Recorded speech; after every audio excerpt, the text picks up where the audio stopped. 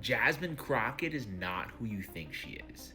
Israel having a right to defend itself. What is the limiting principle, especially when the U.S. is the one providing the armaments for Israel to wage these military campaigns, as you know, having voted for the National Security Supplemental back in April, which underwrote Israel's war effort? I absolutely did vote for it. I voted for that along with every other supplemental that was available. And I will tell you this.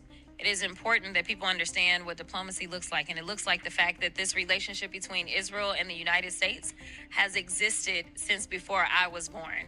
And guess what? This relationship will continue on in perpetuity even after I'm gone. But why though? Why should our relationship with Israel exist in perpetuity like it's some kind of deity? That's just super weird.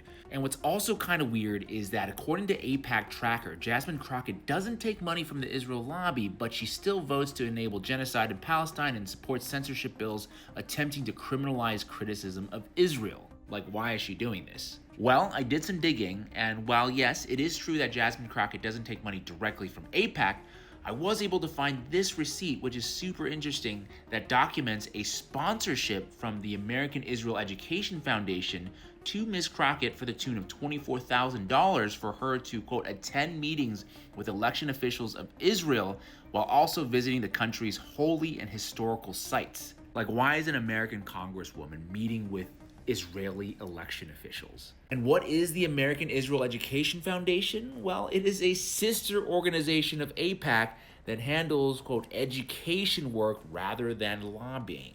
Education or re-education? For some reason, this image comes to mind for me. If you know, you know. I will say this though, Ms. Crockett definitely passed with flying colors, saying, quote, on the 75th birthday of Israel, let's continue to dedicate ourselves to peace and prosperity. Here's to another 75. Tweets like this don't come free, guys. In fact, I would venture if I were to block this name, you would have a hard time telling whether this was Jasmine Crockett or Benjamin Netanyahu. And maybe that's the point.